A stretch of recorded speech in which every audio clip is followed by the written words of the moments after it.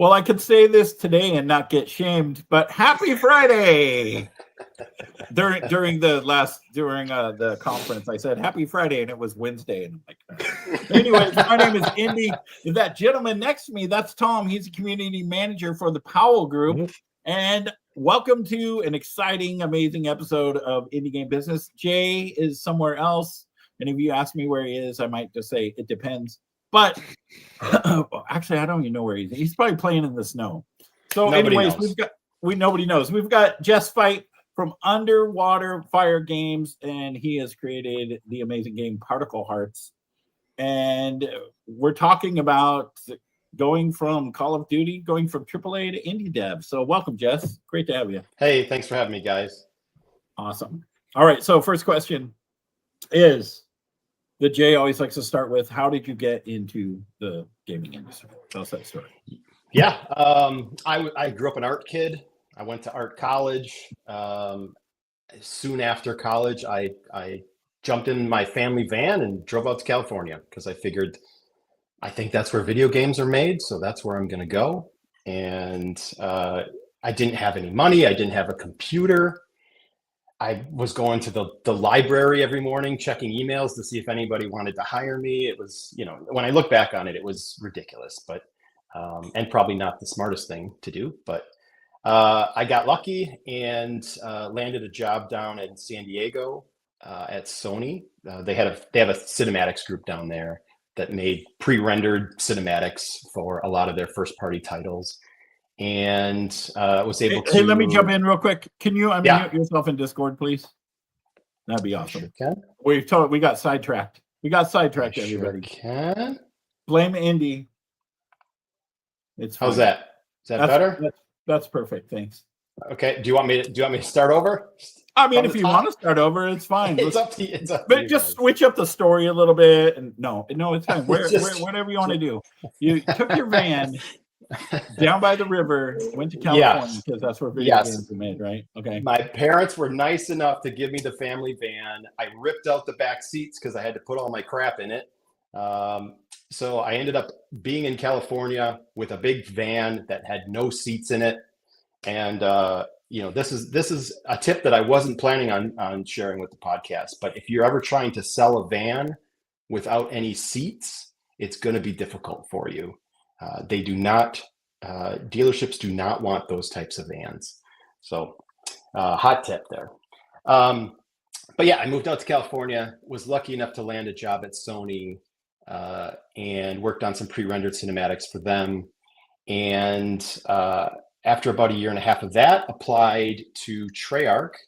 And at the time, they were making 3 games. They were making a Spider-Man game, they were making a Call of Duty game, and they were making a James Bond game. And so I interviewed with them, and I interviewed with the Call of Duty team and the Bond team. And for those people that know me, I'm a big James Bond fan. I've got Bond posters around the house. And Call of Duty, it was getting big, but it wasn't what it is today. And so after that interview, I thought, just please let me get hired by that Bond team. And I was lucky enough to land that gig. The Bond game came out and, it did okay, but it didn't do well enough. It didn't beat Call of Duty. Let's just say that. And at that point, the studio decided to consolidate all those teams into a large Call of Duty team. And so the Bond team and the Spider-Man team were kind of absorbed into the Call of Duty team. And then it was Call of Duty for me for the next 13 or so years. I worked I was a lead destruction artist. So we were responsible for blowing things up in Call of Duty. Any building that blew up, any car. Anything that was animated in the environment that wasn't a character kind of fell on our team. So we did a lot of destruction and tarps and animated objects. We animated vehicles a lot. The zombies team was always coming at us for weird stuff. You never knew what the zombies team was gonna walk through your door and ask for. So got to just do a lot of cool stuff in that Call of Duty universe. And then at the end of my my Call of Duty, or at the end of my Treyarch career, I was doing some design work for the zombies mode, creating some new modes for it, working on art direction. So yeah, that was kind of my lead into the that was my lead up through AAA before I decided to go indie. Right on. Those all sound like many people would call those dream jobs, right? And it was, people say like, why did you leave? And there was plenty of reasons to stay, and there were plenty of reasons to leave. And we can talk about those later if you want, but it was a dream job, and I had a ton of fun. I learned a lot. I'm still friends with the people that I worked with. It was a great experience to work on a franchise that is loved by the community and is that popular. It's nice working on something that people recognize. You can walk into a holiday party and say, somebody asks you what you do, you say Call of Duty, and they're gonna have played it or know somebody that's played it or have a story to tell you or a favorite mode that they want to talk about. So yeah, there's definitely there's pros and cons to the AAA versus indie discussion for sure. Right, and that's like a notch on your belt too. Like bam, on your LinkedIn, I worked on Call of Duty Zombies too. Yeah, and, it doesn't hurt. It does not hurt. Okay, so that actually does lead me into my first question. What was the moment or the turning point that you decided to leave AAA and go indie? Yeah, like I said, there's a lot of reasons to stay in AAA, right? Especially at a Call of Duty studio. The money was good. We were fortunate to, like I said, we're fortunate to work on a property that was lucrative, right? The renown of Call of Duty, like I mentioned before, you get to go to cool holiday parties and special concerts at we rent stadiums and have concerts for the dev teams and all this stuff that you just you can't imagine doing as an indie developer. And working with a large team was also cool, right? Like I am still in awe of what AAA studios can pull off, as far as just the sheer size and amount of content that goes into those games, and all the working parts that need to come together to create a product is still just to this day I'm still amazed by it. But there came a time where I had worked on I think about 10 Call of Duty games. Some of those were full-time development. Some of those were partnering with other Call of Duty studios to help them, get their product to launch. And there just came a time where I felt like I was ready for something new. Creatively, I felt like I had done what I wanted to do in the Call of Duty universe. I could have kept making Call of Duty forever, and it would have been a great gig, right? And I wouldn't have had any complaints. But I think I knew there was a part of me that just needed to learn something else, do something else. There were stories that I wanted to tell, experiences that I wanted to explore. I'm a creator at heart. Excuse me. And the farther you get into a career, the more managerial you become in some ways, right? In a lot of ways. And I was finding that most of my time and effort was being spent managing people. And while that was a great opportunity and I learned a lot, in my heart, it just wasn't kind of who I was and what I wanted to kind of continue to be. So, I also just didn't want to be tied to, I live in Los Angeles, and I didn't want to be tied to Los Angeles anymore. And ultimately just kind of wanted creative freedom back. In the AAA space, you are a very specialized person. In order for that machine to work like it does, you need to have a bunch of specialists who are very fast and very good at what they do. and in many ways that reduces the amount of creative freedom that you have. You can be creative within. Sorry, I need to take a drink here. No, you're good. You're good. That is a tall cup right there. It's 9 a.m. on the West Coast here, right? You get me up early for this. I haven't spoken to anybody today, so.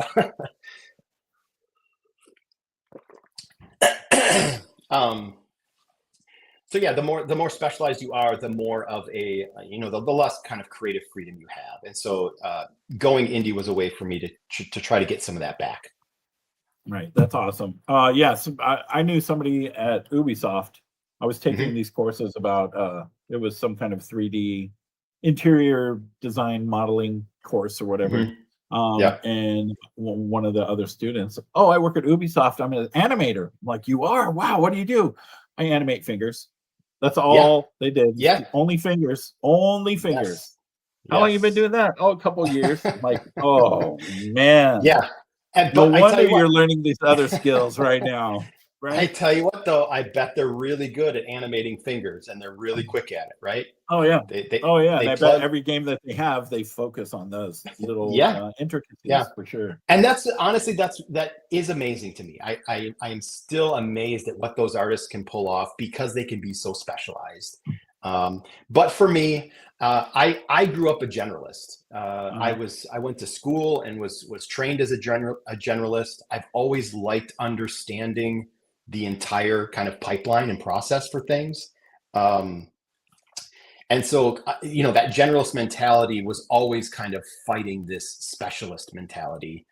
And at some point I just thought, you know what, I can be a generalist if I go to a smaller studio, or if I start my own studio, I can wear as many hats as I want. So that was also an appeal to me. Yeah, for sure. And you can be creative at what you want. So speaking of that, let's start off. What inspired the name Underwater Fire Games? I think I was just looking for visually captivating words, something that would kind of capture a visual, and this idea of something existing in a place that in an odd place. So fire existing underwater is an odd visual to me.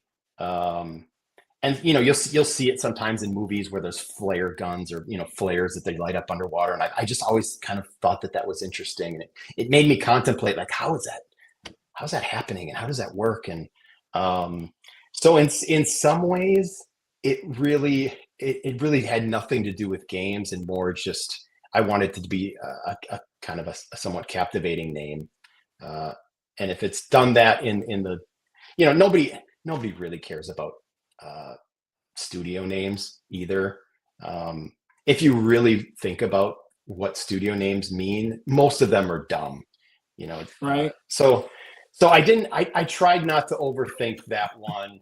I tried not to spend. There were so many other things that were more important in my mind, at least, to starting a studio than the name. So I kind of just fell on that one and ran with it.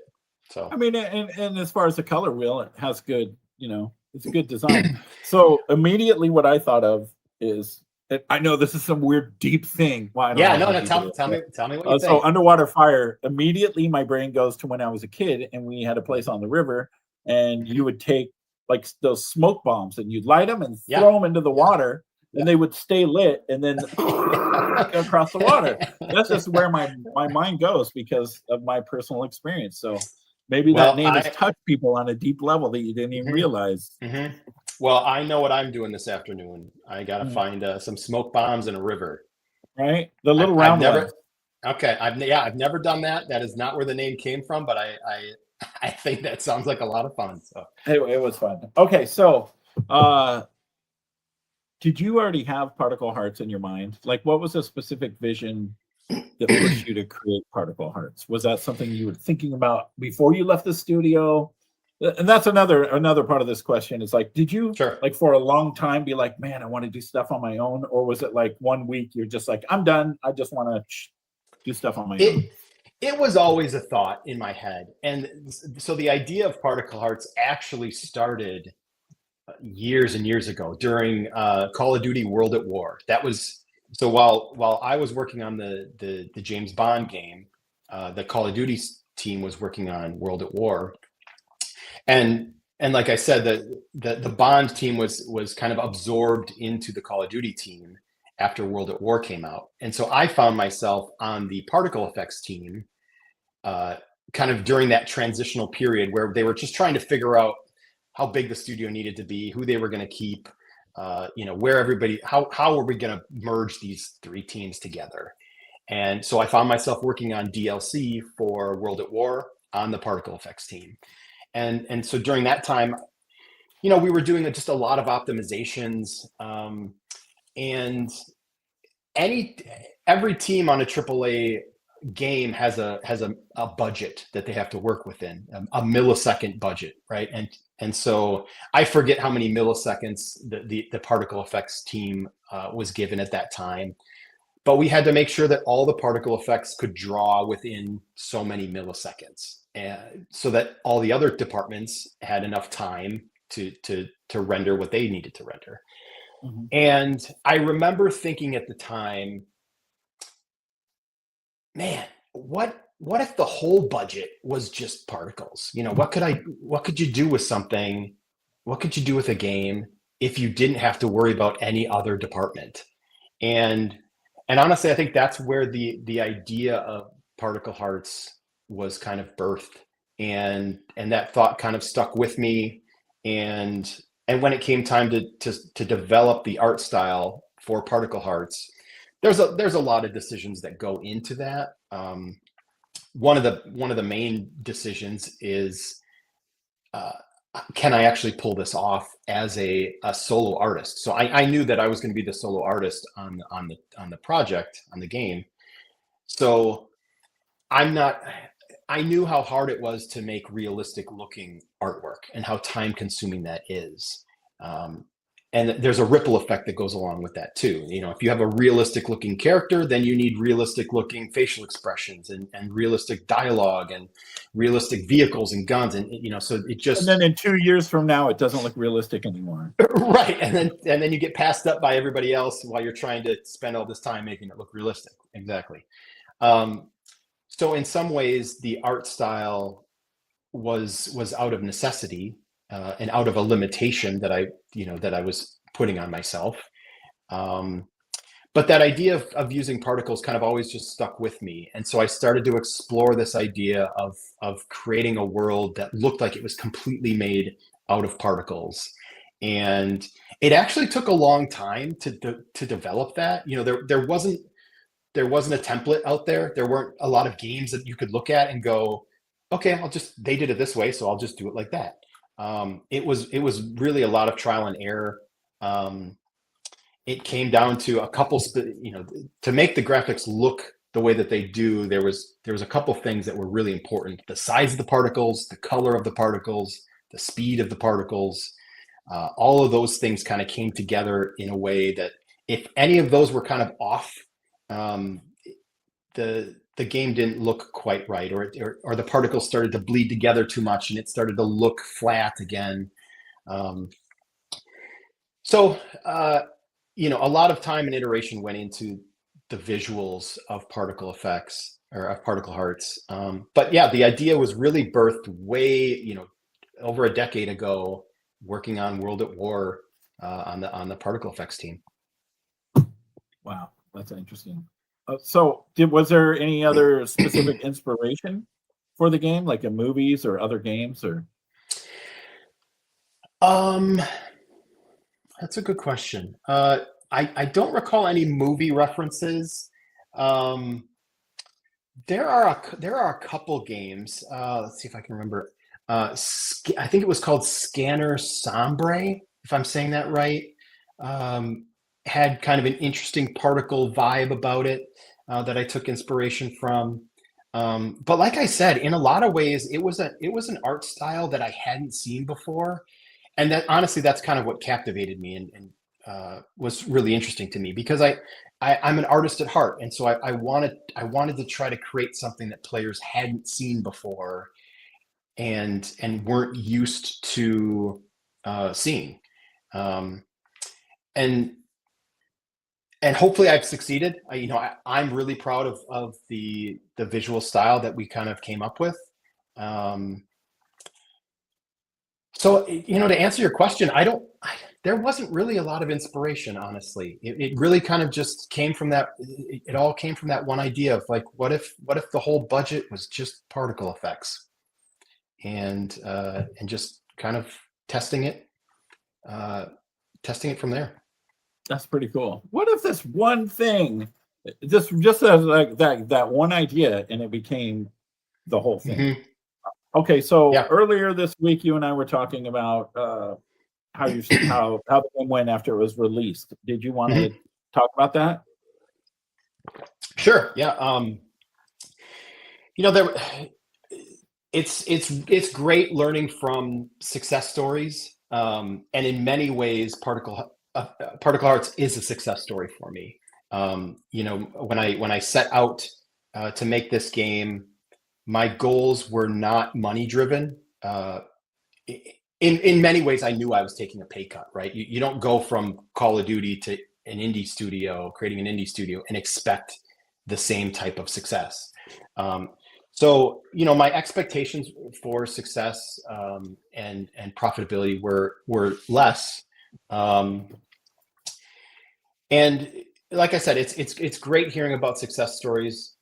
Particle Hearts is a success story in that I was able to move from AAA and start a studio and create my first game. I learned so much, more than I thought I was going to, even going into the process. I had a great time working on it. And my definition of success is, I hope I can just get to try this again and do this again. Unfortunately, the game has not found an audience. We failed to kind of find the audience that was right for this title. Financially, it's likely to be a loss. And that was a tough pill to swallow. You work on something for 3 years and you feel like you have something that's unique and that players will like. And the review scores have been really good, and the feedback has been really good. But some of our marketing just didn't land the way that we wanted it to. And I think that's, for your listeners, I think that's also important and to hear about, right? And can be valuable to learn from. So, there were a couple marketing decisions that didn't land for us, that I can speak to a little bit. Like I said, it was my first game. I had a few thousand followers on social media, but nothing extraordinary. It was also the publishers. The publisher was brand new, so they also didn't have a following, and so we came up with a plan. We had a budget for marketing, and our goal was kind of to utilize people who had followings. So if we don't have if we don't have followers, let's try to utilize people who do. And so in many ways that was like, okay, well, let's reach out to influencers. That was one of the big marketing pushes we had. And with the goal of boosting wish lists, and we had some high profile people play Particle Hearts, but unfortunately the audience for those influencers was not the same audience for Particle Hearts. At the end of the day, I think we realized that their audience was never going to play Particle Hearts because that just wasn't the type of game that they were interested in. No fault to the streamers, no fault to their audience. It just wasn't the right fit. And so, I would tell your listeners, influencers can absolutely work, right? Influencers can absolutely move the needle and shouldn't be overlooked by any means. But it's hugely important to make sure that your influencer's audience aligns with yours. Otherwise, I think you're just kind of wasting your time and your money. We also did some giveaways. again, trying to just boost wish list numbers. You're always trying to kind of engage that Steam algorithm. And the thought was, let's see if we can't, if we have these giveaways and we can get people to wish list the game on Steam to enter the giveaway, then Steam would recognize, okay, this game is being wish listed a lot. Let's start to promote this game. And again, I've seen this tactic work. And so I'm not saying that this was a bad move. I'm not saying that this is, it is something you shouldn't do. But the risk in this is that you're gonna get a bunch of wish lists from people who again aren't probably interested in your game. They want to win the PC or whatever it is that is being given away, whatever that prize was, right? And so you get a lot of wish lists that then ultimately don't convert to sales. So again, just not to say don't do it, but be cautious of kind of what you're gaining from, how much money are you spending on those things? How much value are you actually giving to your potential buyer?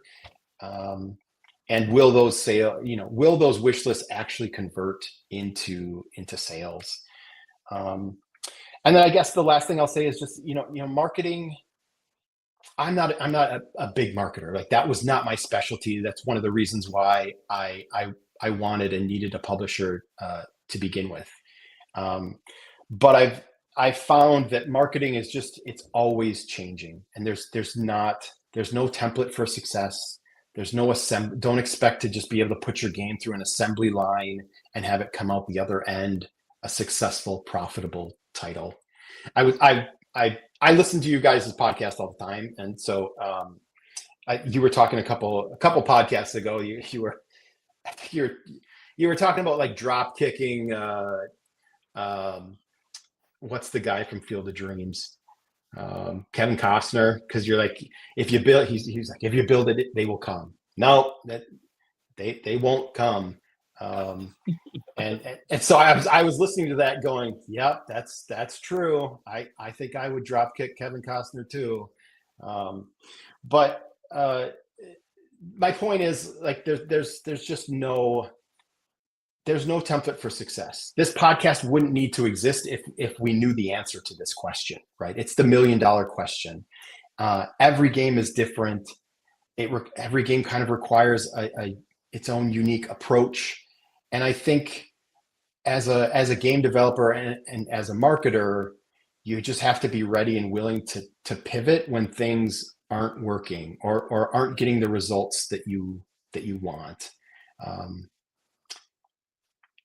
They say the definition of insanity is doing the same thing over and expecting a different result. And in some ways, I feel like we were a little bit insane, right? We kept kind of throwing money at some things that just weren't giving us the result that we wanted. And I think ultimately that kind of hurt our overall marketing campaign. So. Yeah, like course correcting, and there's a term for it. I was just trying to find it, but it's when you have invested so much in something that you don't want to course correct because you've invested so much in it. There's actually a term for that. I was just looking it up, but I can't. If someone could look it up, post it in the chat. There is totally a term. Let us know. Yeah, someone will let us know. Okay, so since we're talking about not positive things, what was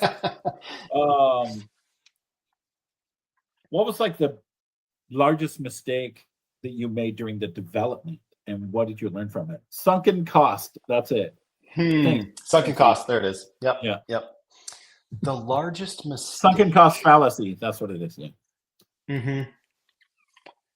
Let me think. The largest mistake.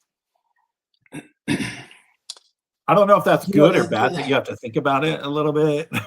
I'm hoping it's good. Like I'd like to think that I think ahead and I plan things pretty thoroughly before I move forward with things. Don't get me wrong. There were a ton of mistakes that I made. A couple that come to mind. We underestimated how difficult localization and some UI stuff would be. When you enter development on a game, especially when it's your first game, there are just so many question marks. And you can overwhelm yourself very quickly by thinking about all the things that you don't know how to do. And in many ways, you're ultimately kind of taking a risk, and you're just betting on yourself, and you're saying, I'll figure it out. I'll be able to figure these things out as we go. And for the most part, that's largely true. You'll spend sleepless nights thinking about something that is 6 months down the road, right? That you shouldn't be thinking about. But for us, UI and localization kind of crept up on us a little bit. And I went into localization, for example, thinking that was something that the publisher would just kind of handle, right? I didn't know what localization, I knew what it meant, but I didn't know how it was going to be implemented or how it was going to be handled. And when the time came to localize the game, I realized that the publisher aspect was just, it was funding the localization, and it was getting me the script. It was taking the English version in our case and localizing it into the 11 or 12 different languages, and then handing the script back to me. And at that point I realized, oh crap, I need to implement these scripts. I need to figure out how this is going to work in the game.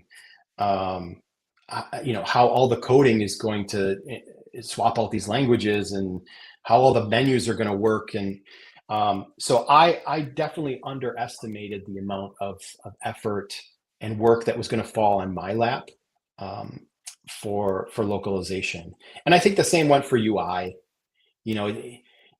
As an artist, I'm a visual person, so I'm very much thinking about the visuals of the game and focused on that.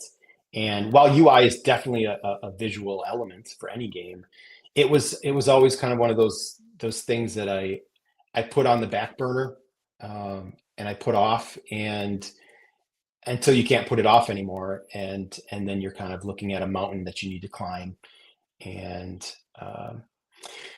so, maybe putting that stuff off too long, not implementing that stuff earlier. When it comes to marketing the game, I'd be actually interested to get your take on this, but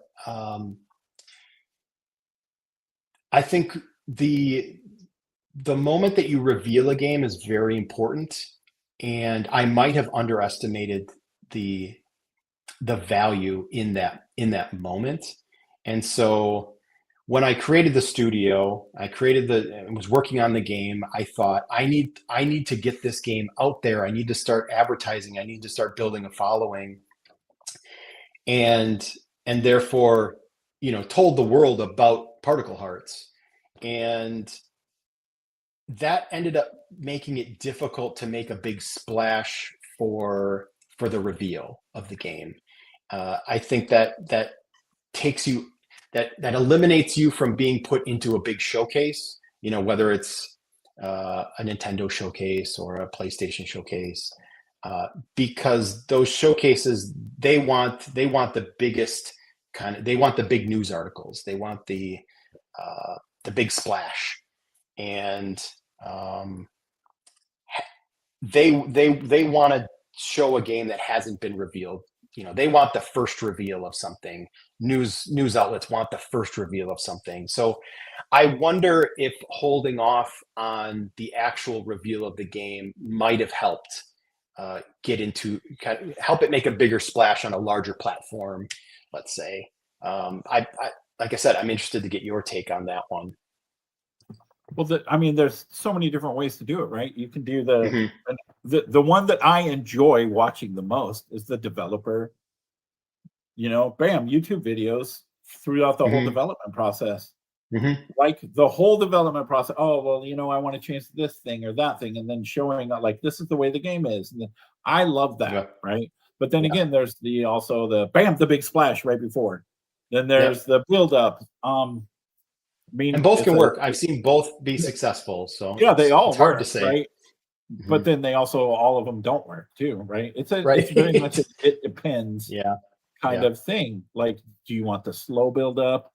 But then also if you're doing stuff like the wish list giveaway stuff, I mean, that over a long period of time, like people see, oh, there's wish list, and so they'll want to wish list it.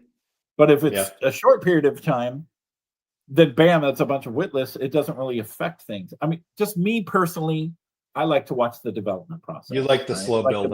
I like to be like, oh, I got a new YouTube video from, there's a guy working on this game right now where the main character is a bee. And I love watching that. And he's been doing this for years. But that's my personal thing. It's an it depends question, right? It's a really like you have to evaluate what you're doing and what you want to do over the long haul. We do have a side question here that has nothing to do with anything except for your background. Okay. Ilio Filho is interested in the frame at your back to the right, the one that's over your couch. Is that a complete awarded game set? That one. Yeah. That is, I like to frame all of the titles that I've worked on. And so those are all the titles that I worked on at Sony under their cinematics group. So we've got MLB 06, the show, ATV Off-Road. There's a couple SOCOM games in there, a Killzone game, NBA 07 with Kobe on the cover. And then for anybody who was around for the launch of the PlayStation 3, we did the cinematics for Lair, which was a kind of a flying dragon game. It didn't do very well financially, but it was a cool project to work on. So yeah, that is quite the resume. This is quite the resume right there. You should just put that as your LinkedIn profile. Just that. I've yet to frame all the Call of Duty games, but it's coming. So at some point that wall will get a little more filled out.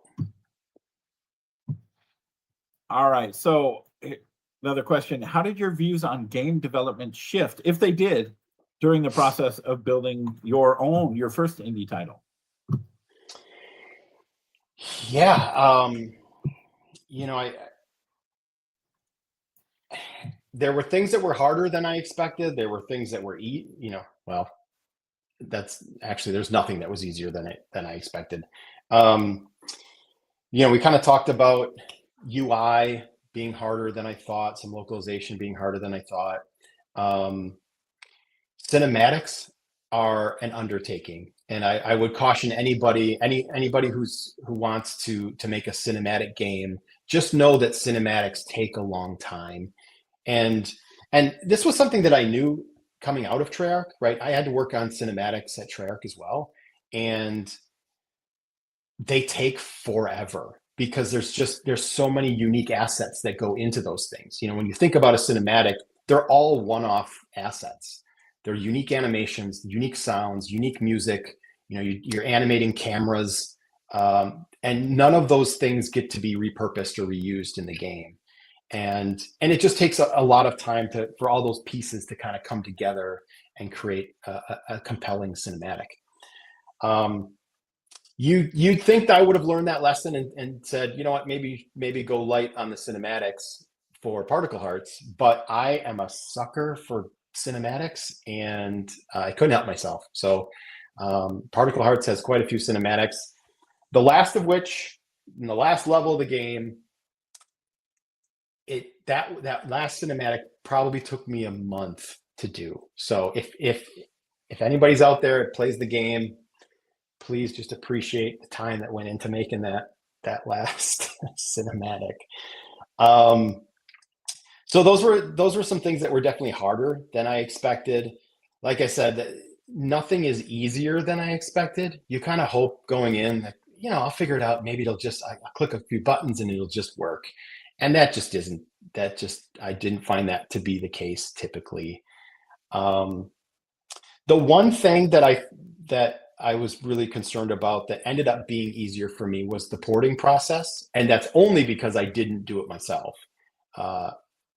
That as as technical of a person as I am, I have my limits when it comes to that kind of stuff. And I knew that porting a project probably wasn't going to be in my wheelhouse. And so very early on, I decided that we were gonna pay a company to port the game, and we ended up working with Tatuatech, and they were phenomenal. They just did a great job. They've ported a lot of other indie games, but they really just allowed me to kind of continue working on the base game and took care of all the problems of porting. I didn't have to get dev kits. I didn't have to talk with the first party publishers. They kind of handled all that, were able to tell me what I needed to deliver to them for them to keep for them to be unblocked and keep working. But that process went smoother than I thought.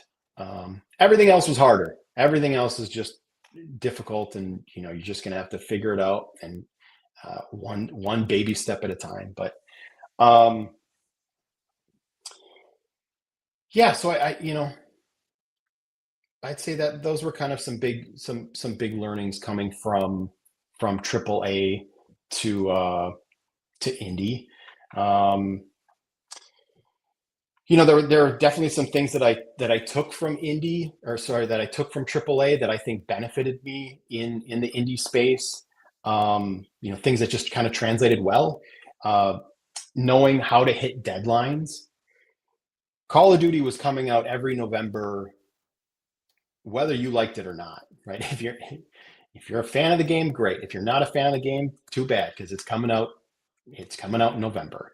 And there's no wiggle room, right? The marketing for those games is set so far ahead of time that once they set a date, like that's the date. So we developed this system at Treyarch where it was kind of a motto, where when you entered that last phase of development, where you were looking at a mountain of bugs and fixes that you needed to make.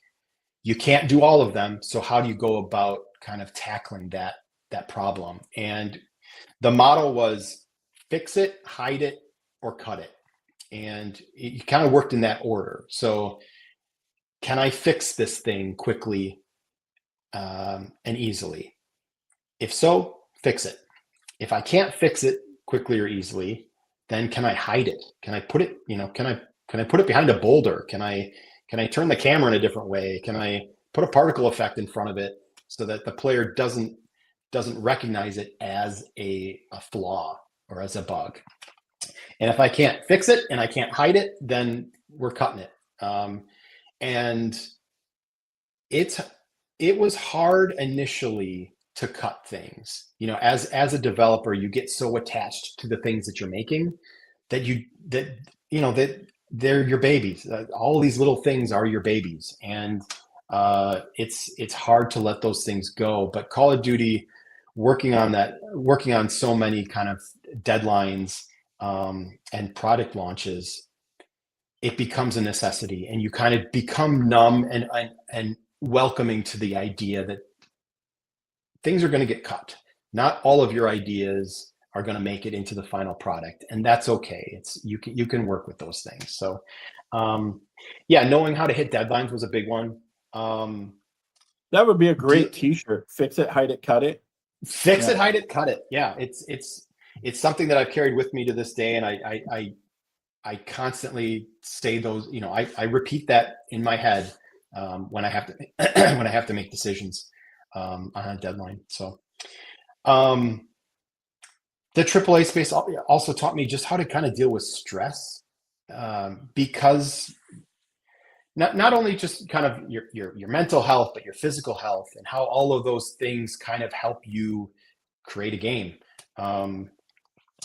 So for me, a lot of that was just, exercise and sleep and nutrition. And I was not always the best at that. There were stretches of development, especially leading up to launch, where, all those things kind of became, not unimportant, but they were neglected. Right.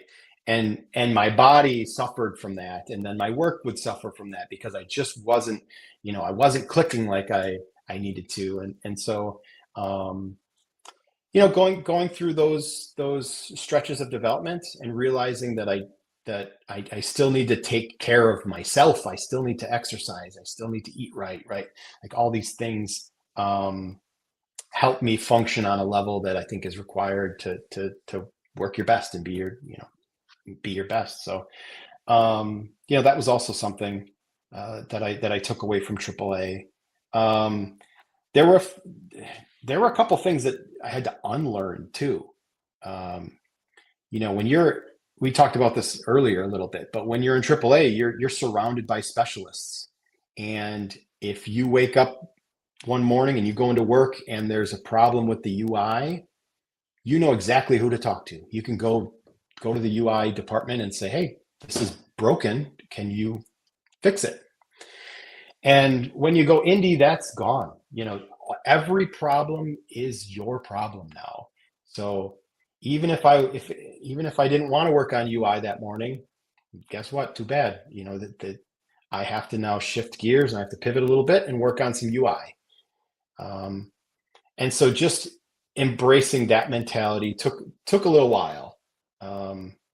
You don't have your specialists to lean on anymore, and it all kind of falls on you. So, and what you kind of learn after a little while is because all of those things fall on you, and because all of those things are your problem, you start to analyze kind of your decisions more critically, and you start to look at everything kind of as a risk. And you start to understand the ripple effects that your decisions make on the entire project. And those risks can be anything from the software that you're choosing to use. The more software programs that you're integrating and using in your game, the more risk you are ultimately taking. At any moment, one of those software programs could break or could change, and now it's on you to figure out how to either fix that software or integrate that software differently.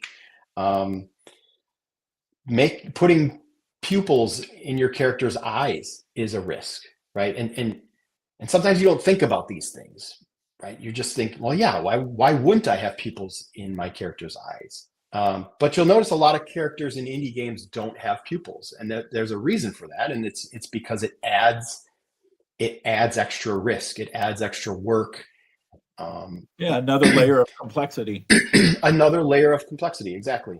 And as an indie dev, you're constantly having to just make these very small decisions about is this risk worth it for the game? Is it going to make a difference in the player's eyes? Literally, but will the player appreciate it? Will it make the game better? And if the answer is no, excuse me, then it might be worth just cutting and not worrying about. And so, like I said, you'll see a lot of characters in indie games that just don't have pupils because it's not a risk that is worth taking for that project. So, just the idea that every problem is your problem was a new mentality for me, a new way of thinking that I had to get that took some time to get used to.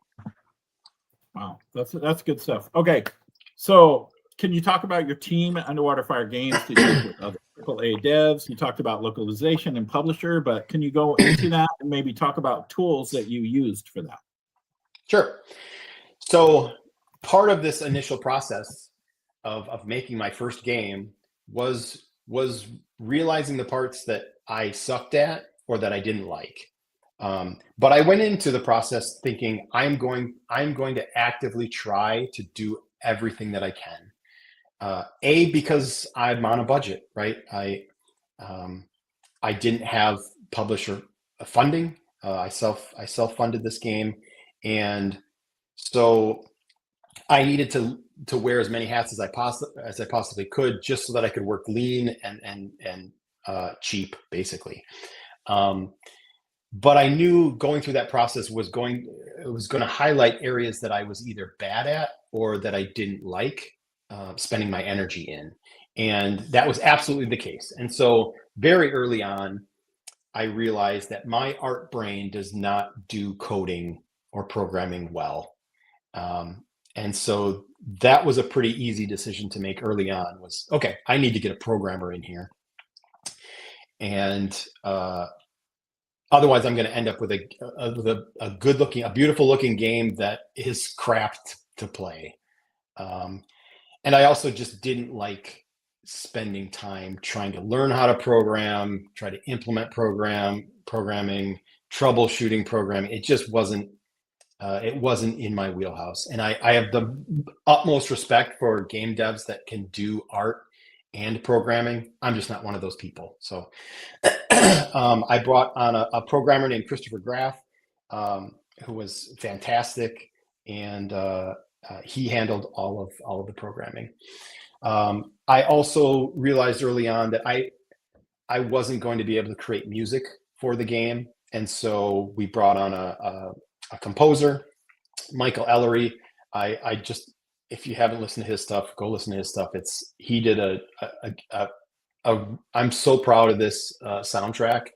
It's available on iTunes. If you just, even if you don't want to play the game and you just want to listen to the soundtrack, it's on iTunes and Spotify. You can go listen to it. But there were times when he created some music and I thought to myself, crap, that is so good. I got to make the game better now. Like the game isn't living up to this like his compositions. So in many ways, like he elevated the game and pushed me to make the game better. And that was something that I wasn't going to be able to pull off or achieve on my own. So I give him a lot of all the credit for kind of the sound of the game. So and then the last thing that I needed help with was just the website and logos and kind of some of those marketing assets. And so I had my brother help me out with that. That's much more his wheelhouse. So but yeah, that was it. Kind of us four. The team was very small on purpose, and I hope that we punched above our weight. I think we did, and ultimately, this first game was really a great experience for me to understand what things I need help with, what things take a long time. We mentioned cinematics before. Art in general takes a long time. And you would think I would have known that coming from, the art team, an art team at Treyarch. But what you don't realize is that 100% of my time was spent making art at Treyarch. And so I never had to do anything else other than art. But when you're thrown into the indie space, now all of a sudden you have to wear all these hats. And you can only afford to spend so much time on art before you start neglecting all these other parts of the game. And so I learned very quickly that art is something that just takes a long time to do. And so moving forward, that's something that I'm trying to address. I'd love to get an extra artist for the next game. I'm trying to implement a motion capture suit next time because animating characters takes a really long time if you're doing it by hand, and which I did. It's just time consuming, right? And when you're having to create animations for cinematics and support the entire game through kind of manual custom animations, handmade animations, it takes too long. So I'm sorry, I'm rambling at this point, but no, you're good. Go on, keep it up. Everyone's eating it up. There were just a lot of takeaways as far as what I should be spending my time on, where I needed help, and I'm really proud of kind of where we ended up with the team size and what we were able to accomplish with the small team that we had. That's amazing. We got like 5 minutes left, but we've got a really good question, and then I'm gonna after that we'll let you do some self promotion and talk about what's next. This is from Sunsweet Studios on what did it show it? There we go. Sunsweet Studios from LinkedIn. How do you prioritize your production structure in order to bring your game from concept to finished product ready for market? Okay, that's a big one. It depends. How do you start from that? Yeah, it depends. Well, like what was your process? And what was your process? And what's it going to be for your next game? Okay, so keep this question on the screen so I can keep reading it. Okay. How do I prioritize your production structure? Are they talking about kind of what things I do first, second, third, as far as how I actually create the game? Is that sure? You think that's what they're talking about? I know one of the answers is localization gets moved up, gets prioritized a little bit earlier. Sure. So I think for me, at least for Particle Hearts, it started with a kind of at Treyarch we called it the beautiful corner. And really, that was just a phrase that we used for a little vertical slice of just the graphics of the game. So we would create a couple rooms that we tried to push the visuals. We tried to set the bar for what the rest of the game would look like. And usually we picked a couple different environment. We would pick an indoor environment, we would pick an outdoor environment, and we would just try to push the visuals as far as we could with the technology that we had at the time to create a vertical slice of the visuals. And so that's where I started with Particle Hearts too. It kind of really started with visuals. And when I was happy with how that looked, then it was time to start integrating gameplay and movement. And what was cool about Particle Hearts is that the visuals ended up really kind of driving the gameplay, and vice versa. That the gameplay then started to drive the visual to push back on the visuals, and there was kind of this cool kind of melding that happened where I wanted the gameplay to be particle based and particle influenced. So a lot of the abilities that you get in Particle Hearts are particle based. It's not just, I didn't want to create a particle visual and then just run around and have Call of Duty gameplay, let's say, where I'm just shooting guys and it didn't matter what the visuals really looked like. Even though that might actually be kind of cool, but it could be cool. It could be cool, but anyways, it's totally different. Somebody else could take that idea and run with it. Somebody else go make that game. But for me, I like the idea of particle gameplay and particle visuals, and how can those two things get married together in a unique and interesting way. So then we started layering on, gameplay, and really just wanted to solidify the movement. So what does it feel like to move as a character, to jump as a character? There's an ability where you can fly through the air as particles. What does that feel like? You want to put a lot of energy and time into the moment to moment, making that moment to moment feel as good as it can. So in Call of Duty's example, it's the shooting. What does it feel like to shoot the gun and then to feel like you hit the target that you were aiming at? And you want that feedback to just be, you want to almost give the player so many cues that they succeeded in their action that they can't help but feel rewarded by doing it. And the same thing goes for a platformer, right? Anytime I jump and land on something, I want it to feel good. And every department kind of plays a hand in that. It's when I land on the platform, that a little particle effect is going to play, and then a little sound is going to play. And the character animation, you might react to the impact of the platform. And, so there's all these things that go into making the player feel like they've executed that action in a believable and rewarding way. And so we spent a lot of time just trying to get that character to move and react in the environment well. After we felt good about that, we started to implement music and sound. And I was amazed at how, your game takes kind of these big steps throughout development, and adding sound and music is a huge part. It makes your game feel so much better, so much more real. It becomes, every time you add some of these things, your game feels a little more real. And sound and music were a big one for the game, for sure, as far as just setting a vibe, creating a mood, creating an atmosphere. So that was kind of the next phase that we focused on. Cinematics were kind of came shortly after that.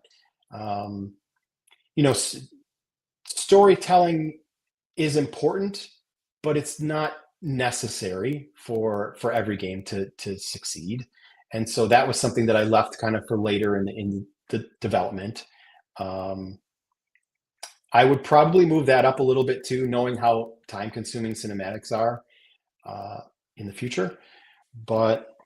And then just to kind of wrap up this question, the things that I left later in development were things like UI, localization, like we talked about. Stuff like getting everything to work on various monitors is tricky. I would bump that up in my schedule next time too. For those of you that have widescreen monitors, I hope all your monitors explode, because those monitors are so difficult to make.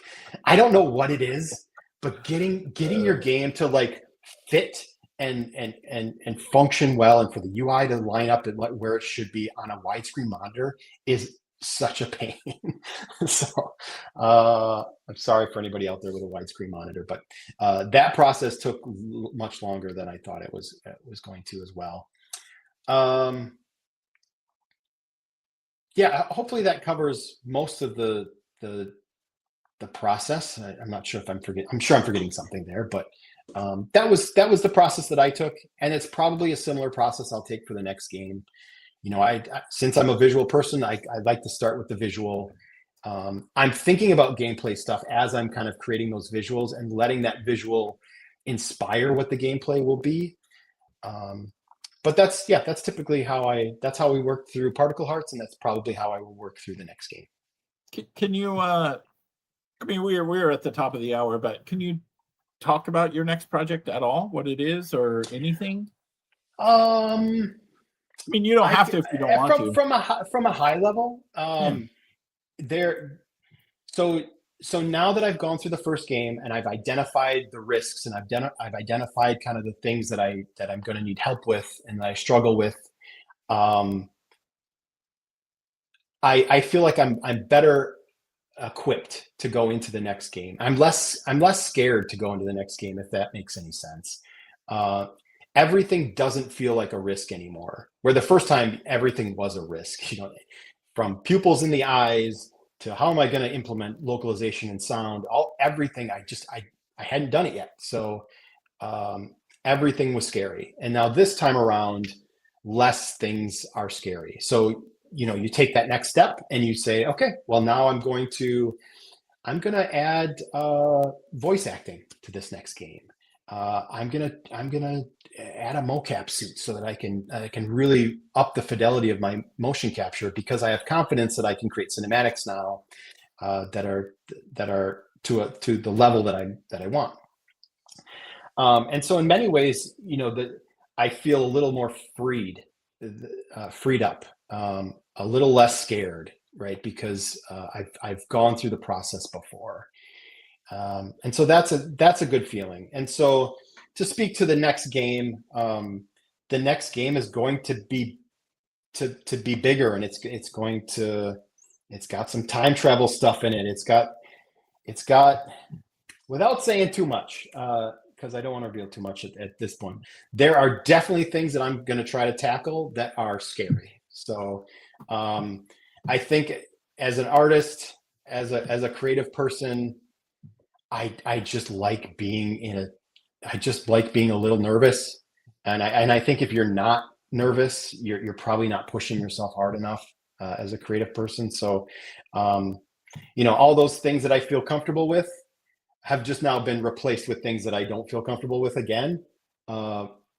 But that's kind of fun to me, and that's the exciting part and the scary part about it. So, so I'm going to be tackling some things that I don't know if I can actually pull off. I've never seen them done in a game to this extent before. I've talked with my programmer, and I said, "Hey, what do you think? Can we do this? Like, is this even possible?" And he seems to think so. So we're gonna attempt a few things that I'm hoping gamers have never seen before, and they're unique to the space and to the genre. We're gonna try a different genre next time. The Particle Hearts, in many ways, was I wouldn't call it a cozy game, but it was more of a casual game. It was it's an exploration game. There's light puzzle solving. There's light combat. There's light stealth. But I never leaned super heavy into any of those things because I didn't know if I could pull those things off to a level that players expected. This time around, I'm going to lean hard into a couple of these gameplay mechanics and really try to be a standout in the industry as far as a gameplay mechanic that you can only see in this game. So I know that's a little vague. Super mysterious, dude. Super mysterious. We don't even get the genre, but no, that's okay. Leave it hanging. It's cool. That's fine. I think that's. I know awesome. You like to follow. I know you like to follow creators, so you might just have to follow me now and watch my YouTube speaking videos of every that, once in a while. And Tom, if you'd like to pop some links in the chat, if you would like to self-promote, like hit us with Underwater Fire, Particle Hearts, anything else that you would like to. Yeah, honestly, the game is available. Particle Hearts is available. It's on all major platforms: Steam, PlayStation 5. We're on Switch. We're on Xbox. So anywhere you play, hopefully you can check out the game. Like I said, the soundtrack is available if you want to listen to the soundtrack. I'm really proud of that too. Otherwise, you can find all of our social media links on underwaterfiregames.com. Any information, you'll be able to find what you need there as well. So, to your listeners, we had a great time making this game. Like I said, it hasn't landed with the audience that we wanted it to, but I know that audience is out there. I know they exist. We just haven't found it yet, and we're going to keep trying to find them. So if you look at the game, you like the game, you play the game, tell a friend. It really does mean the world to us indies for that support. So thank you in advance. Thanks so much for coming on here, Jess. And thank you, everybody. We've got a guest next Friday as well. And also, if you are not part of the Discord, it's discord.gg/IndieGameBusiness.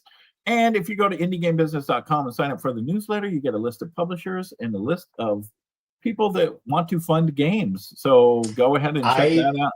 I used that list. You used that list? Like I said, I absolutely used that list. Like I'm not blowing smoke up your ass. Like I listen to you guys all the time. I've learned so much from you guys. You guys are celebrities in my mind. So well, you're the one with the rock star. You're the one with all the pictures on the wall. No. You're my LeBron James right now. All right. That's awesome. Thank you so much. But yes, use that list. It's super valuable, and it will save you a lot of time. So listen to Indie. Yes. Thank you guys so much. And we'll see you. I'm on Discord. Hit me up on Discord. Jess is on Discord now. Hit us up. Have an amazing weekend. Thanks, everybody.